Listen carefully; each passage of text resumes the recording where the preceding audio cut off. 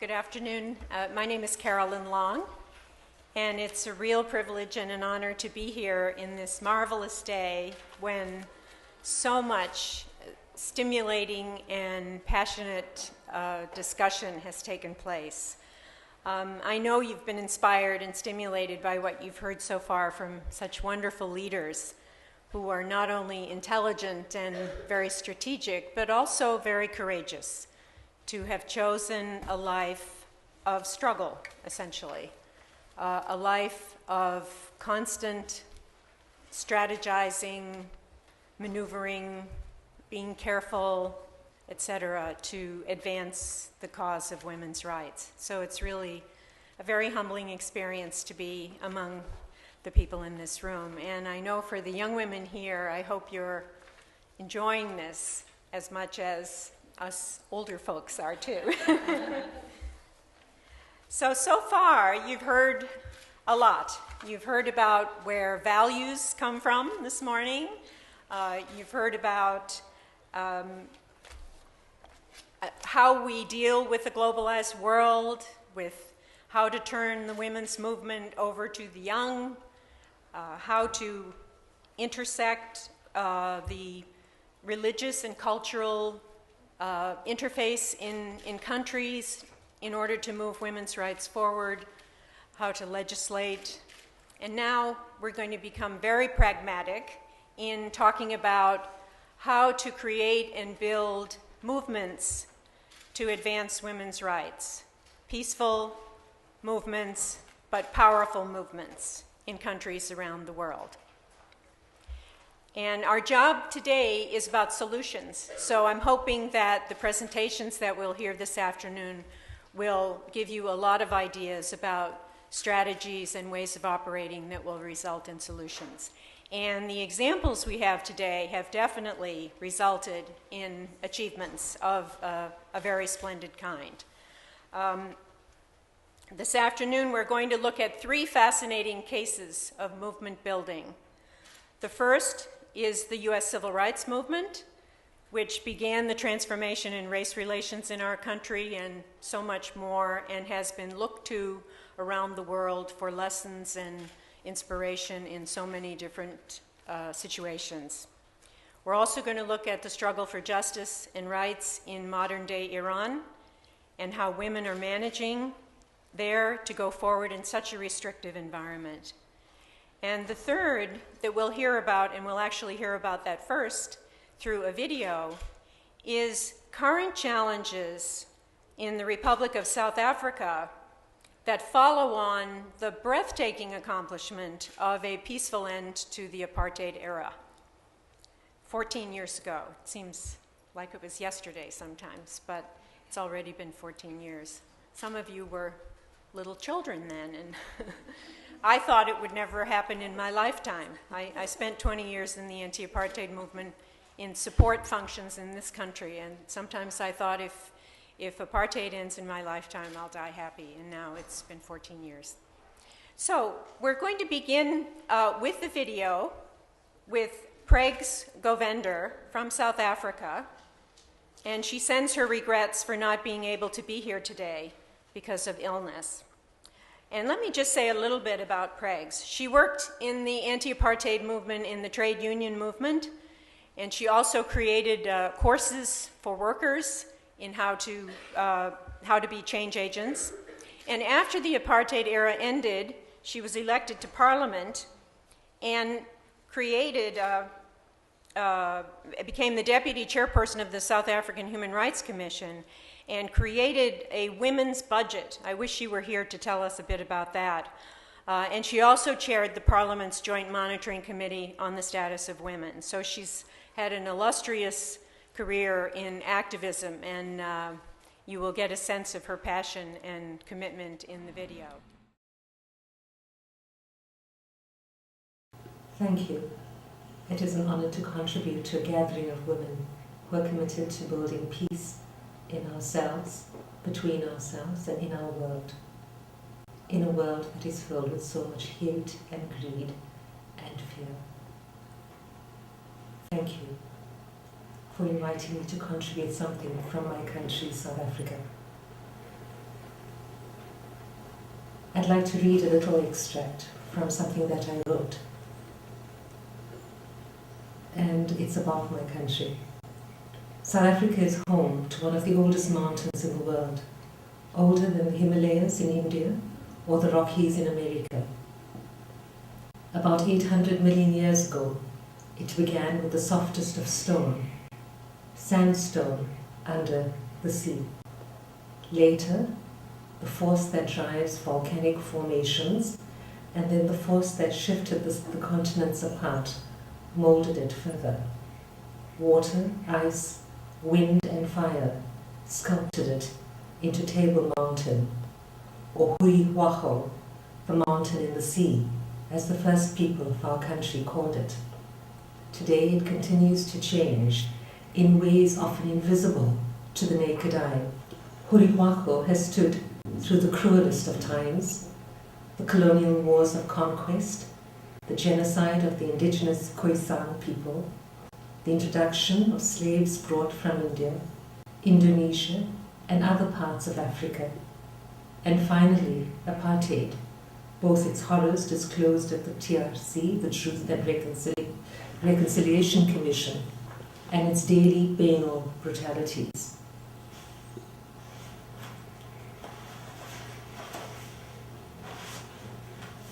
It is easy, even for those of us who oppose the greed, hate, and fear that drive genocide, slavery, apartheid, and other wars against humanity, to shift into the very paradigm we oppose, because it is deeply, deeply embedded in our own hearts, sometimes even beyond our conscious reckoning. We can too easily forget the power, beauty, and joy of our inheritance, the teachings of the Khoisan, who celebrated humanity's deep connection to the earth, sun, moon, stars, and all life forms. We forget, as we cheapen and commercialize it, the African gift of Ubuntu, I am because we are, which encapsulates the dignity and interdependence of every single one of us. We have long forgotten that it was South Africans like Valia Mahmudlia who went to prison as a passive resistor and died at the age of 15 years before reaching womanhood, who helped shape Gandhi's philosophy of satyagraha as, quote, the force born out of truth, love, and non-violence, unquote. We deify Mandela, forgetting that he could mirror humanity beyond the limitations of learned masculinity because of 27 years of daily transformative practice in prison, in which he reclaimed his own heart in silence and solitude. We have forgotten that in fighting apartheid, we were all, women and men, driven by a vision of a society in which the dignity, worth, and value of every human being would be upheld. There are many, many, many challenges. Reshaping our world from the patriarchal forces of greed and hate and fear may seem impossible. Using the power of love and courage to be insubordinate to the dominant paradigm in the world and in ourselves may seem like a foolish dream until we remember how Hurihuacho was shaped from the softest of stone. So how do we take this power that moves sand into mountains? How do we take this power into dealing with the challenge that 14 years after we have formally ended apartheid, inequality, poverty, violence, HIV, and so much more continues to plague our country? Why is it after having one of the best constitutions in the world, in which dignity is not just the founding value, but is a substantive right, in which there is a clear commitment to substantive gender equality, socioeconomic rights, bodily integrity in our constitution, that in our laws, such as the Domestic Violence Act, to the labor laws, there is a recognition of their dignity and a right to protect that. That in our country in 1994, we initiated what has become known as gender-responsive budgeting, which has inspired so many countries after 1994. Why is it, after all of that, that today we have such growing inequality and poverty? What is it that still needs to change? One of the facts that we need to engage is that whilst we ended apartheid in 1994, we didn't end the patriarchy in which it was embedded.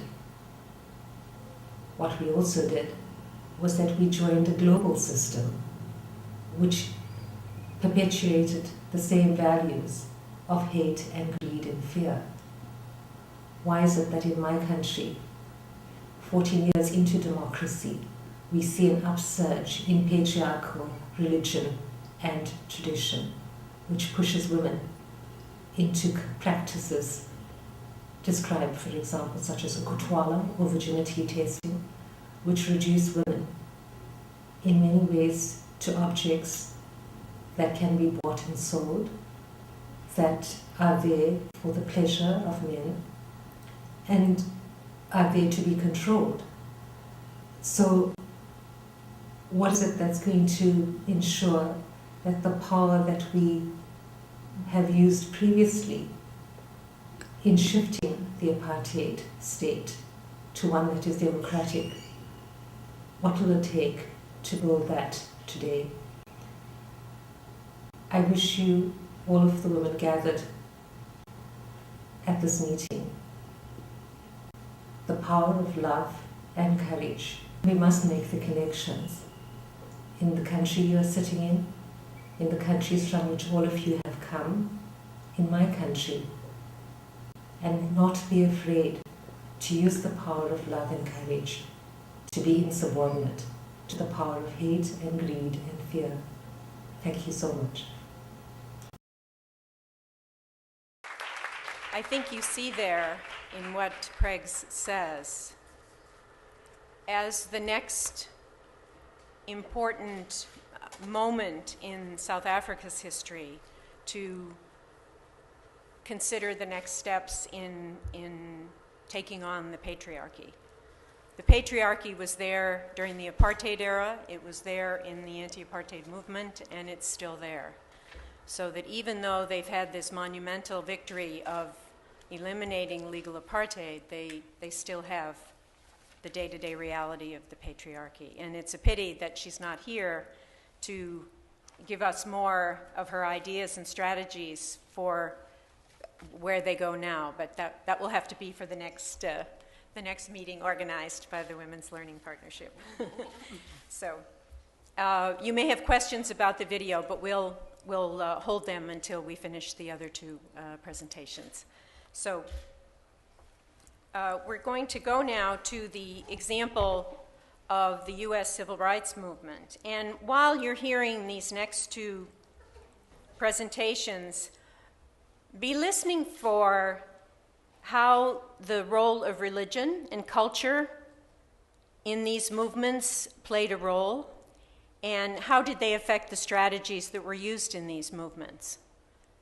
And be thinking also about how do you create a movement that's powerful, that creates change, but that remains peaceful. How do you maintain peaceful strategies in the face of violence and yet become powerful and go forward? I think that's really the central question about building movements for women's rights. So listen for those things as you hear the presentations, and also think about how the building of a movement may nurture and strengthen a healthy civil society in a country. Does a movement be created and get strengthened and achieve something and then die? Or can it be integrated into the fabric of the country so that a civil society becomes robust and is able to take on issues as people go forward. So think about those questions as we continue. Our next speaker has been a heroine in the United States for many decades. Marian Wright Edelman is a veteran of the Civil Rights Movement, where she worked with Dr. Martin Luther King. And then following that, she created and ran and runs the Children's Defense Fund, which is a champion for children's rights and has been for many decades. She's also the recipient of the President's Medal of Freedom, which is the highest honor our nation can bestow. So we're in for a great treat here this afternoon. It's my great privilege to present Marian Wright Edelman. I'm very...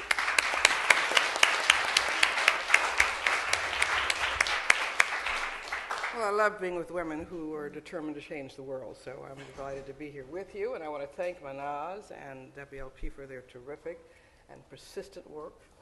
And one of the first things about movement building is perseverance, because movements take a long time to build. And it takes lots of different seeds, and you never know which ones are going to sprout. But the women's movement has been going on for over a century.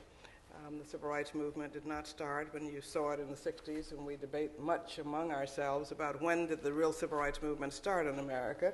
And some will say with the 1954 Supreme Court decision, some will say in 1960 with the sit-in movement, which probably had the greatest immediate impact in opening up, undoing Jim Crow and public accommodations in the South.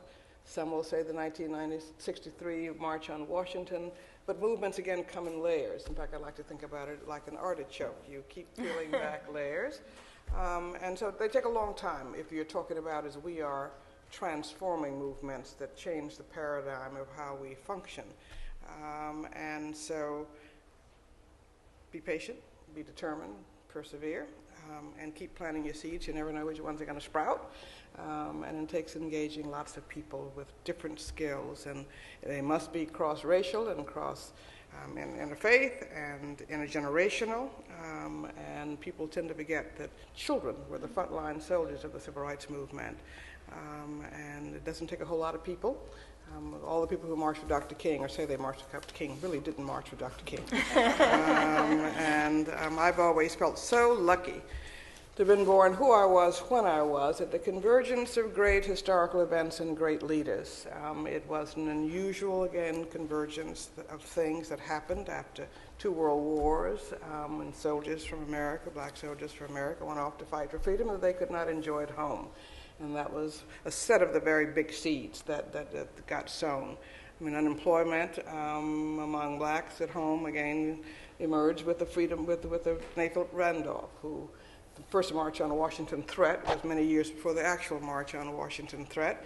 And there's an apocryphal story that's told, many people, I think it is true, that A. Philip Randolph, aided and abetted by Eleanor Roosevelt, went to see the President of the United States, Franklin Roosevelt, who was perceived as sympathetic, and told him about the conditions of blacks who had fought for freedom and could not get a decent job and faced all this terrible discrimination in their country, and told him what needed to be done. And the president, who was very sympathetic and listened very quietly, said, "Bill, I agree with absolutely everything that you said. Now you go out and make me do it." Because again, I think that movements require strong outside voices, good inside voices, but nobody's going to do you any favors.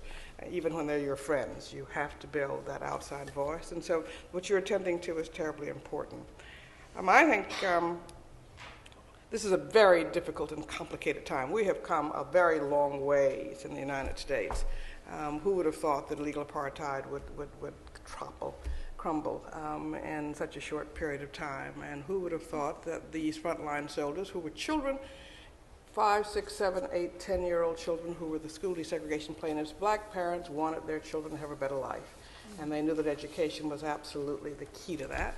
And so these poor parents got a group of poor lawyers to plot a brilliant legal strategy to undermine apartheid. And it was a very brilliant legal strategy, and we all know about Thurgood Marshall, but Charlie Houston was really the great, great unsung hero who was Thurgood Marshall's mentor and was taught at Harvard Law School, was one of top graduates of Harvard Law School in the early era, but he and a small band of lawyers who worked with NAACP and the Legal Defense Fund that I had the privilege to be trained by sat and planned a multi-decade strategy to undermine legal apartheid in America. And they picked the best targets. They started off with grossly unequitable facilities in higher education and law schools, but it was a very carefully crafted legal strategy that went on over many decades that culminated in Brown versus Board of Education that was facilitated by poor parents in 5 or 6 districts with their children. And then we saw that you can have the Declaration of Rights, but if there are not clear enforcement mechanisms, and one of the worst, vaguest terms you could ever imagine is with all deliberate speed. And the South took this as an opportunity to mobilize and to resist. So getting access to rights or having rights declared is not the same as getting those rights. And we all know what an extraordinary struggle it was to enforce the law and to get children to be to actually sit in desegregated situations, and how much violence came by and how many constant returns to the courts to enforce the original rights articulated in Brown, and this incredible courage and spectacle of little Ruby Bridges, 6 years old. You should have her come and talk to you sometimes, who walked through mobs. I was at Central High School about 3 weeks ago, and just imagine this little girl in Louisiana and the Little Rock Nine walking through these mobs of people. But she was 6, and she sat in a class all by herself for a whole year in Little Rock, heckled. And there's a wonderful children's book story that we teach to all the children and young people that we're trying to help become movement builders, to let them know what children did and what young people did, because they really were the frontline soldiers. And Ruby was in the middle of the crowds one day. She stopped, and her teacher, and there was only one white teacher, a few white teachers would stay, as this child came as a lone person in their classroom. And she said, "Ruby, why in the world did you stop in the middle of this heckling crowd?" And she said, "Well, I forgot to pray for them."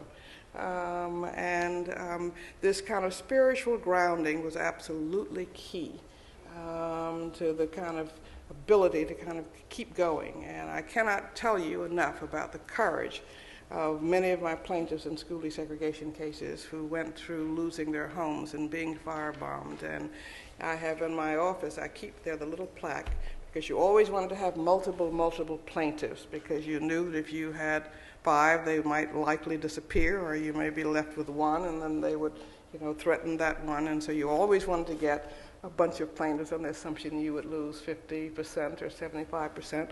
And they would post their names up on the telegram post in our rural Mississippi and South Carolina districts, and the next day, they'd disappear. But incredible courage that it took to try to get their children an equal education, and then to see those children sit as the only black child in the classroom year after year, heckled and heckled.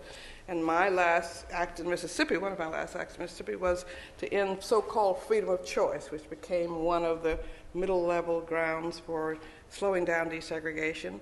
And we were able to end that because of the courage of a wonderful, great woman who had 9 or 10 children, Ms. May Bertha Carter, sharecropper, and her first children had gone back to stay poor and work in the fields on the plantations, but she didn't want her 6 younger children to go through that.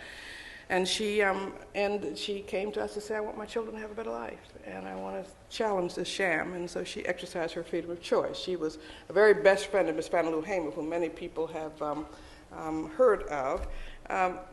She won. She got kicked off her plantation. The children got, it's just a horrible life. But they sat in those classrooms for years. Every one of those children finished high school. They all went on off to the University of Mississippi. They are all professionals. But then I'm going to tell you the bad side of it is, and I will come back to that before I end, is that after this generation of her children desegregating the schools and becoming professionals and finishing universities, her grandson is sitting up in prison in Mississippi, and we'll just tell you, movements never get to stay. You've got to constantly keep the clock from turning back.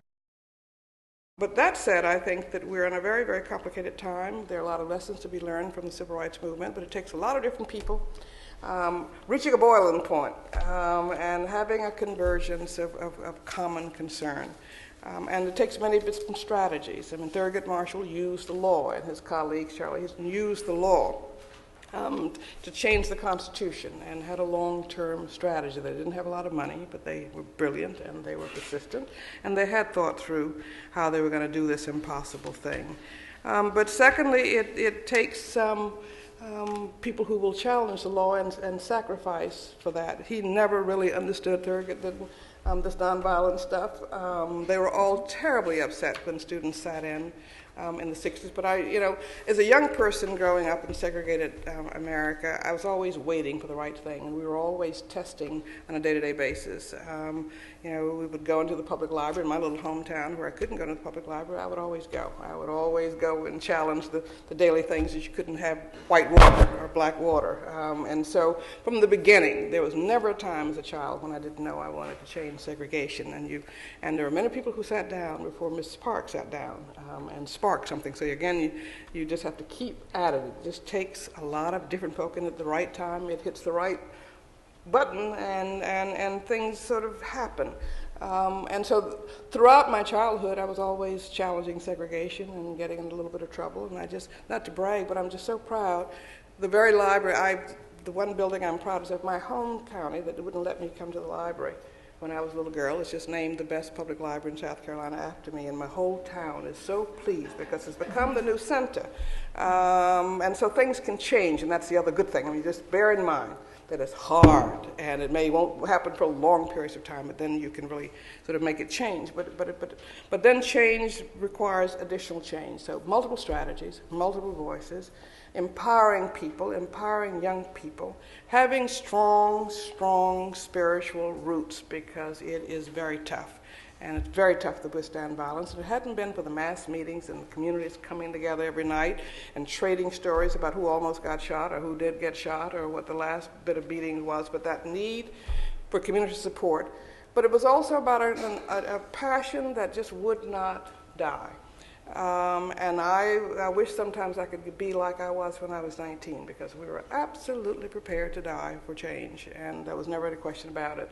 And I felt that same spirit in South Africa when I went to Soweto and saw the young people. I recognized myself. This is not a revolution that's going to go back.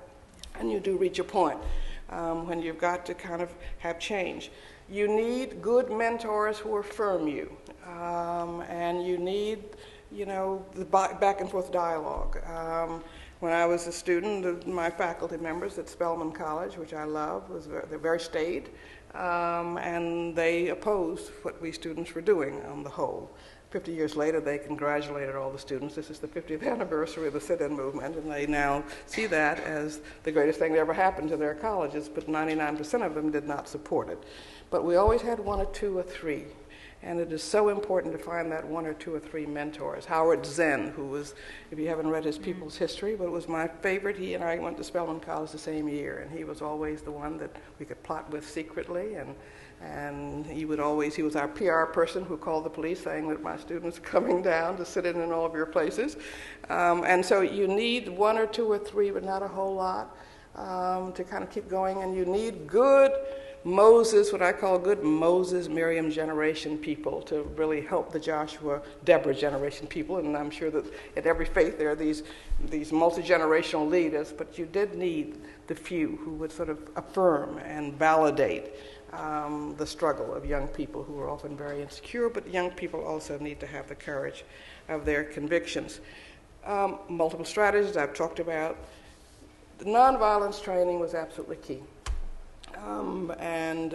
We knew that we were no match for the police or for the violence that could be imposed. And nonviolence training that Dr. King brought with him was very important, and we were really very disciplined.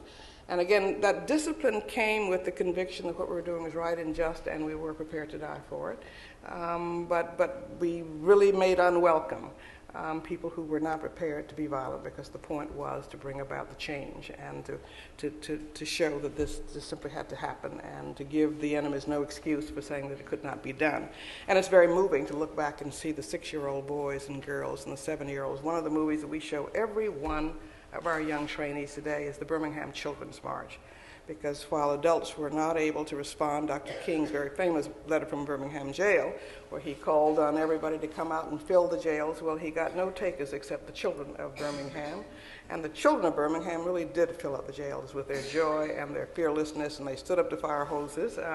And so we show that to children today in our freedom schools and to college students so that they can see what children did to transform America, and to see 6- and 7-year-olds, I'm talking about Tatum, they couldn't even say freedom, but they knew that they wanted to be a part of this change. And so it's just, it takes, again, multiple strategies, sacrifice, but the nonviolence training was absolutely crucial. The discipline was absolutely crucial.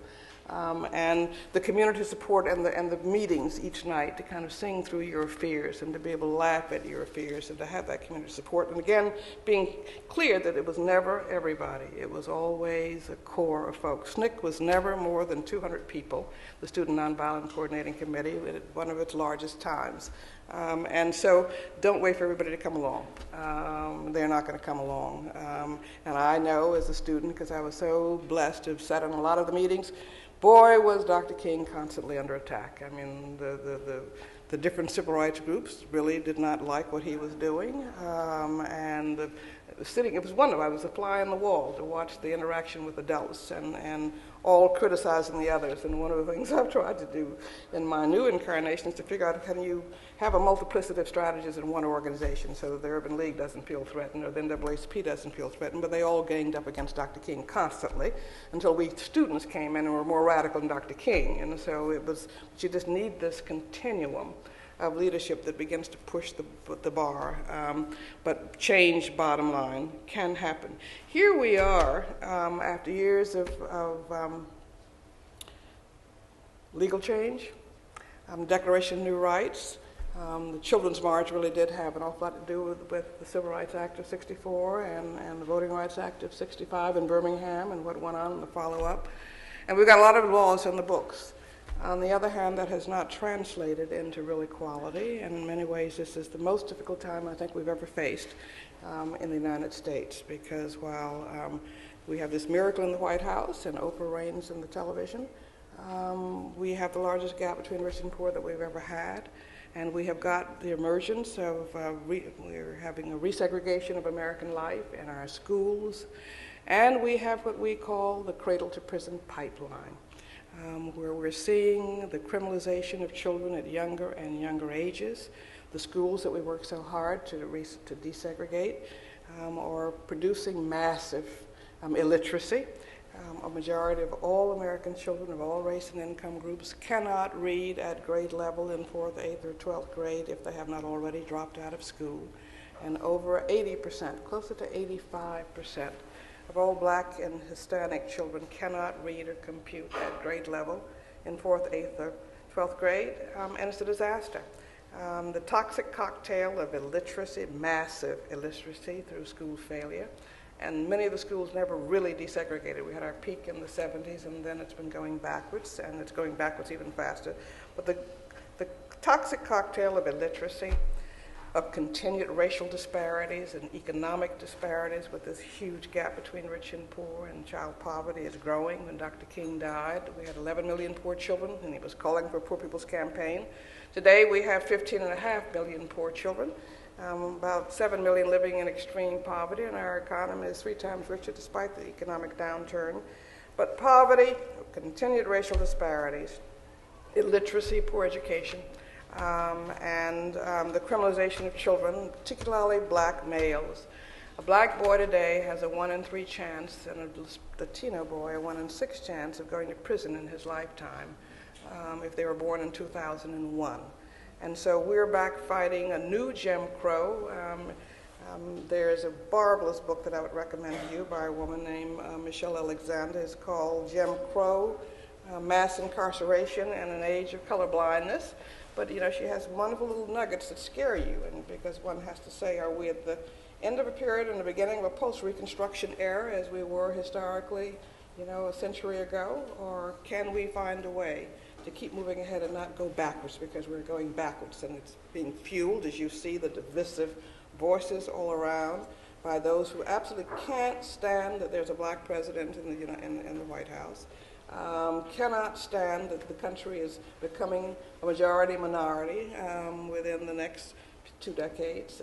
And so the whole way of life as they see it is being threatened. And we also have the extraordinary escalation of wealth to the top at the expense of the bottom, and everybody's feeling very insecure. So this is a very dangerous time in America, requiring, I think, thoughtful voices, women's voices, young people's voices, calling for justice and moving ahead. But it's about economic justice. Dr. King died, calling for a cross-racial, cross-class movement to end poverty in America. He pointed out the theft of the defense budget, from the needs of hungry people here at home, as well as from the needs of hungry people in Vietnam. And so he drew these parallels between excessive military spending and excessive welfare for the rich, and what was going on in poor communities, and that you had to give hope, and hope had to meet on its bones. And meat means jobs and good education. And he worried very much that we might be buying into a dying house or a burning house with the excessive values of militarism, materialism, and individualism. And I must say, he's as prescient today as he was 50 years ago. He's called it as he saw it. And so here we're faced now with, I think, a real crisis in America about whether we're going to move forward. How do we reverse this extraordinary redistribution of wealth upwards? Where you have a few billionaires with massive amounts of money, an extraordinary number of poor people, and the chance that we're going to have downward mobility among our children, particularly children of minority. How do we deal with the massive incarceration that is criminalizing people of color and destroying black families and costing huge amounts of money?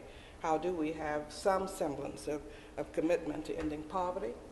And the president has tried to do the best he knows how. He inherited an extraordinarily complicated set of issues. But you know, this is the best budget we've ever had for children and the poor. Nobody knows it.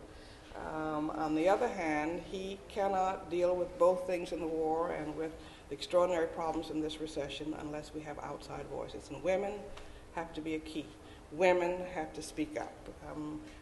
Young people have to speak up. And so I think that the challenge now is trying to find new theater, new ways of trying to get people to get attention. Nobody pays much attention to the marches anymore. We've got to find new ways of building movement. It's going to have to be grassroots. It's going to have to come from outside the Beltway. It's going to have to be multiracial. It's going to have a strong women's voice. Frankly, the women are just going to have to tell men to get out of the way.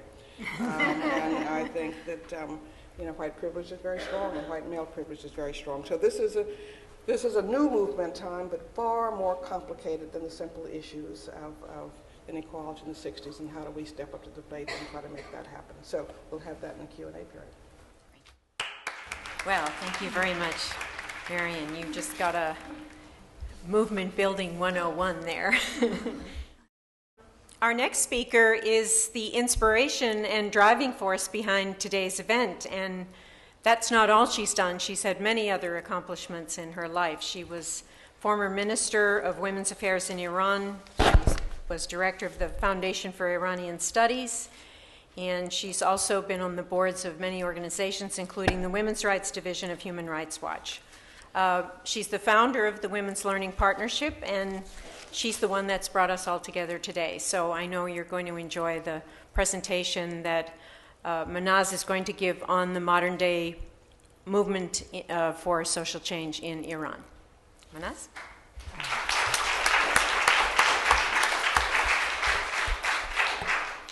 Thank you all for your patient and attentive presence here. I can't get over these wonderful young women from Salem who have driven, 7 hours to be here with us today, and that was was it the first women's college in the United States? And here they are. And not only they've driven so far to get here, but they've been at the forefront of the questioning and dialogue and comment, which I hope will follow after this conversation as well.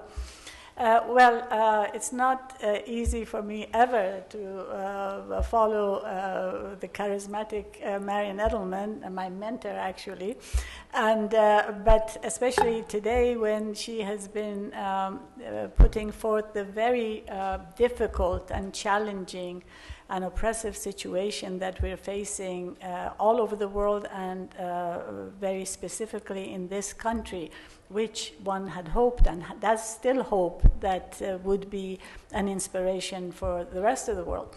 Well, it certainly has been an inspiration for the women of Iran, especially as it relates to the civil rights movement.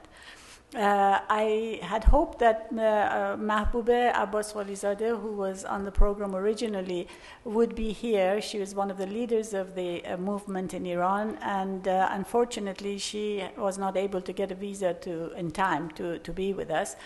She is, of course, one of a number of women activists. Almost everybody who was involved in the founding of the 1 million signatures for reform of discriminatory laws in Iran, about which we'll speak today, almost every one of them has been in jail, has been tortured, harassed, and most recently, after the big demonstrations following the fraudulent elections last year, there's been an attempt by the government to pressure the women even more, put them in a position where they get tried for trumped-up charges, and then they get these long sentences, and they're put in a position that either they have to leave the country or go to jail. And so a whole large number of them, of Iranian women activists, are either in camps in Iraq or Turkey, or all over the world. Shirin Ebadi, our Nobel Prize winner, is in London, can't go back. Parveen Ardalan, co-founder of the movement, is in Stockholm. Mahbube was in Malaysia. She's now somewhere in Europe, and hopefully at some point she'll end up here. Shadi Sadr is in Germany. Anyway, all of the well-known leaders are scattered around the world. But the good thing about their movement is that the movement that they initiated in Iran, and I'll tell you a little bit about its history, is a movement that has not emphasized the leaders who are very visible, and has spread very carefully and very, in a planned manner throughout the population. And the way that the story goes like this, that the Iranian women's movement actually started over 100 years ago, with the first revolution, the constitutional revolution, and people have a history of organizing and mobilizing and consciousness raising behind them. And in the 70s, where the revolutionary impetus began, the women were seeking a lot more in terms of freedom and in terms of reform of the laws and so forth, not less. They were already one of the more advanced in the entire region, so far as family laws, so far as their role in politics, in every aspect of life, in academics and so forth. So they wanted more, but unfortunately they got a whole bunch less. And what happened was, right after the revolution, the first thing that Mr. Khomeini did, and this was in February 1979, was before there was a government, before there was a constitution even, the first thing he did, he nullified all the positive laws having to do with women. But also, on the other hand, the very first group that demonstrated against him 1 month later, on March 8th, were women. But of course, they were beaten and harassed, and the force was such that they were really quieted down. But they wouldn't be, they just couldn't be. Marian knows better than anyone that once consciousness is raised, once people strive for liberty, once they know that they can have more, you can't push that back and say, okay, now you don't want more, you just sit down quietly. So even though there was all this pressure on them, even though they were forced to veil, even though if they had lipstick on they might get beaten or flogged, or if they push their scarf back a little bit over their heads, they said that the hair from the woman's head will excite men to insanity. And we've never found out who these men are who are so excitable, but it's one of the myths of the Islamic Republic. But anyway, not in order to excite the men, they are forced to do this, and they do constantly try to excite the men. So in any case, there is this battle going on between the government and the women, because the women are modern, they are well educated. 60% of the university population is women.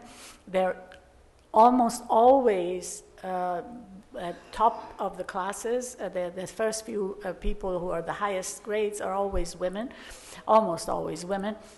And they are active in anything that doesn't have to do with the government, in literature, in business, and everything else. Of course, they have also now been allowed to be, at least as a token, in government as well. So what happened in effect was that in 2005, these formations of women, these groups of women who were working together outside of the public sphere, because they're not allowed to congregate in public, these people began forming a group that later became the Campaign for the Reform of the Laws. What they did is that they set a goal of gathering 1 million signatures in support of reforming these laws. And these laws are things that allow polygamy, that they take away the right of the woman to travel, to get a job without permission, to get married without permission. Even if you're 60 years old and you want to get married, somebody has to give you permission, some man. And it's called, if you're a virgin, I mean, whatever, but doesn't matter how old or whatever. But every aspect of your life is in effect controlled by someone else, some male member of the family. So they adapted a series of very interesting ideas. I must say that some of these ideas came through a connection that WLP provided for 10 of the top activists in Iran by inviting them to an institute on participatory leadership in Bangkok, Thailand in 2005, where we put them in contact with our Moroccan partners who had also been working on reform of laws. And you know, Morocco being a sort of a sister country in terms of culture and context, the strategies that they used were very useful for the Iranians as well. So this connection, and also the introduction of the Iranian activists in that institute that we organized to the participatory leadership, democratic leadership, human rights strategies, and also the kind of exercises that are done in our workshops, such as negotiation, consensus building, and so forth, helped a great deal. So Mahbube, as a matter of fact, who is not here with us today, she said later that once these people came back to Iran, they started saying, they were mostly very young people, they started saying, what are you guys doing? You're making decisions yourself, the leaders. You're not even including us. You're not being participatory. You're taking over. We don't have a space for ourselves. And now we kept wondering, where are these ideas coming from? And obviously, the contact with the others and having these ideas and strategies introduced in Thailand helped, although of course the movement was indigenous and the movement was very much growing out of the context of the country, but the international aspect helped a great deal. So just to just sort of summarize the highlights of what the movement is all about. One is door-to-door, the kind of thing that was done during civil rights, community, kitchen table discussions, organizing at the community level, and taking the message everywhere where people would listen about the need for changing laws. there was always the new thing that people have access to that hadn't been there before, and that was the internet. They're very savvy with the internet. They're very good at sending messages, getting messages, sending videos on YouTube. They're all on Facebook. Everybody's got their own page. Even the Ayatollahs, I must say, unfortunately. Unfortunately, both sides are very, savvy. So they use these methodologies of mobilizing. The other thing that they did, which is very smart, is a pragmatism that, again, I think they learned from the civil rights movement in the United States. The pragmatism being that they used occasions and spaces that were available and possible. For instance, when the election of Mr. Ahmadinejad came up in the recent last year, for instance, we saw a number of these women in Kuala Lumpur, where our friend Zaina had organized the Musawa conference, which she spoke about this morning. One of the things they told us is, please tell the people outside, the activist leaders outside, not to send the message inside, not to participate in the elections and to boycott. The elections are in a way fixed because the candidates are pre-selected. So the government gives you 3 candidates, so you choose among them. So that's not much fun. As we all know. I mean, it's better than not having even that choice, but it's not that much better. But so usually in the previous election, the activists had said, don't vote, and people had boycotted to a large extent, so they got Ahmadinejad. So in February last year, when we saw the group in Kuala Lumpur, and as you hear about Bangkok and Kuala Lumpur and Turkey and so forth, you probably think to yourself of that saying, we should stop meeting like this. But with the Iranians, we keep saying that to each other because we're meeting each other at all kinds of weird places. Not that Kuala Lumpur is weird, no, I didn't mean that. I mean unusual places. They said that this is a good occasion for us to come out because the government wants to have a large number of votes, and so allows us to all come out and demonstrate and vote. They didn't think that these guys will come out and not vote for the candidates that they had in mind. So they used that space, they used the possibilities, they came out, but suddenly they were able to come out as they had hoped in millions. And so that visibility and that kind of power that the visibility gave was very significant. And one of the ways also that they got that power and that visibility and were able to help mobilize some of the others was because they were intersectional, as they say, in our feminist parlance, which is an ideal which is very much admired but very seldom actually implemented, and that is to go across lines of race, lines of class, lines of various interests to try to connect transgenerationally and so forth. So they did connect with the labor, with students, with men and so forth. So that was a very helpful thing. As a matter of fact, 1/3 of the campaign members are actually young men. And of course, this upsets the government very much because the mullahs just don't understand why a healthy young man would be a feminist. You know, they think that that's an aberration and is very upset by it. So young men get beaten up a whole lot.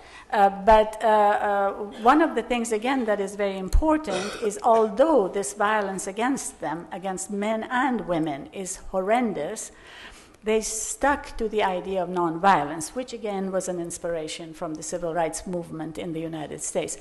Nonviolence at any cost. And of course, we've been talking about courage, the idea of courage coming from outrage. It was mentioned earlier today as well. And there is a lot of outrage, especially when there is violence. But they did control themselves. We had marches of hundreds of thousands of people that not only they were quiet and nonviolent, but sometimes they didn't even say anything. They just had signs with their demands, but they didn't even mention anything, and sometimes they just simply wore the green. That was a symbol of the movement. So the other characteristic of the movement, and I'll end that description, was that they were very practical, and I think that's a great lesson for us as feminists. They said, for instance, in terms of religion, they said, is like one's mother, one's father, one's home, one's nationality. It is something that is part of a person. It doesn't need to be a matter of ideology. So people who believe are perfectly welcome to participate in the demands for justice, and they probably have a whole lot of great ideas from religion to contribute. But this is not the concern of the movement. The movement comes from the bottom up, from the grassroots up, and actually relies on the life experiences of the people, and no matter what religion or what or non-religion that they might deal with. So they were very pragmatic in that sense. They included everybody, and they said, let's get people to agree on a set of demands. They may be in complete disagreements over a whole lot of other stuff. One may be very conservative, one very liberal, one may be one thing or another. They may be from different backgrounds or religions, but let's focus on the areas of agreement. Let's, what they called circumstantial feminism, issue-based feminism. So they could mobilize a whole lot of people around things that everybody thought was unjust. And this was another aspect of their work which was very, very successful. Now, and also the idea of process being even almost more important than the end. That the way you do something is such a more important part of your life and your experience, and it affects the end result so much that the means of getting to an end are at least as important as the end. So this was a very happy story. Lots of fantastic women relating with people from different movements and areas, men and women, intersectional to the nth degree. But of course, they rigged the election and announced Mr. Ahmadinejad as the president. Everybody got extraordinarily upset. They came out on the streets, they got beaten, they got harassed, they got arrested, and so forth. And so the happy story, unfortunately, as Marian was describing the story of the civil rights movement, and Pregs was describing the story of the South African movement, was an unhappy ending. Although, of course, neither they nor any of us outside considered this an ending. We can, just as I'm sure Marian doesn't consider this any kind of an ending, neither does Pregs. It's just that we're dipping down and we're just hoping to start pulling up again. And we need to have, just as in the past, groups of people with an idea, with commitment, with courage, with inspiration, have gathered together and committed themselves to bringing about change. It will come again. We have experienced it, each of us, in our lives. In the life of my home country, Iran, the women's movement, has gone up and then just dipped into the abyss and then up again and down again. So we're going to have that. But what is very important is a conversation that we had in our board meeting yesterday, and Marian alluded to today, and that is that perhaps it's time for women, instead of simply following the issues and the themes and the inspirations of the liberal establishment, which they have done in the past, to come up with our own vision of what the good life will be like if we succeed.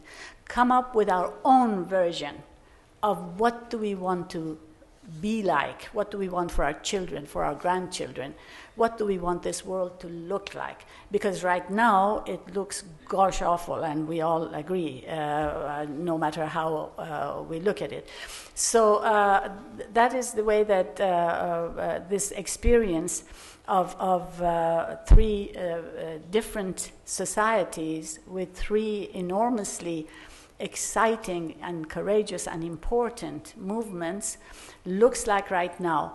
The thing that also helps in, and I sum up, is that there is a viral quality, there is a connection that exists and can grow, especially in today's world, between what happens in one part of the earth and what happens somewhere else.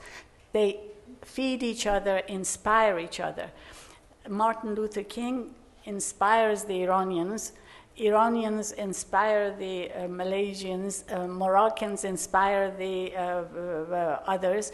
There is this dynamic interaction. We do have solidarity, and we can build on that solidarity, and we can learn from each other, and we have an unusual opportunity in the age of communication to take the best of our experiences and to take it forward and to work for the good life that we will define.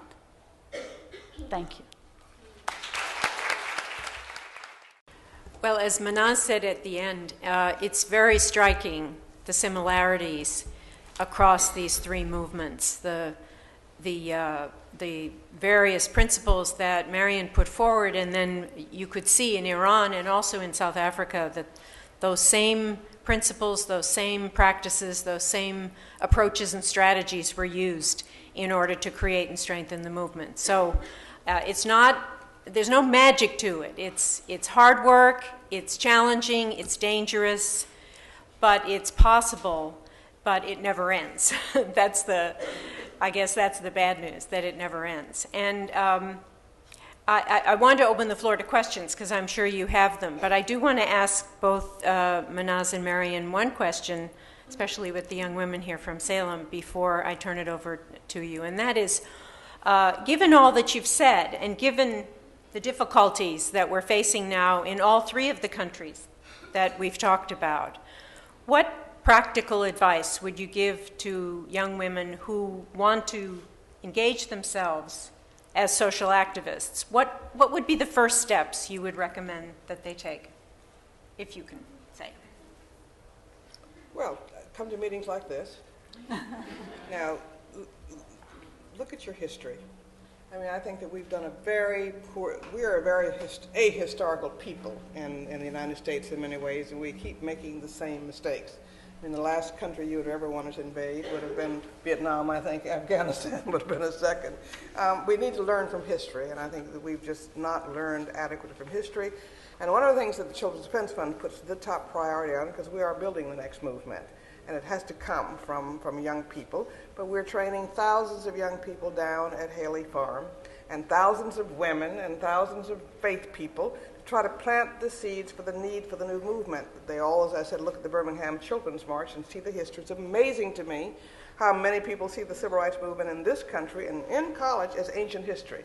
How many don't know who Fannie Lou Hamer was, how many don't know. In fact, there are children in Mississippi who've never heard of Medgar Evers or Martin Luther King, so we're teaching them their history. We have freedom schools, and one of the things you might do is to go become an intern in freedom schools. We have a number of them in North Carolina, 11 in Charlotte. You're in Winston-Salem, but we're trying to get them all over, and in every black college campus we're going to try to put them so the children can see college rather than just prison.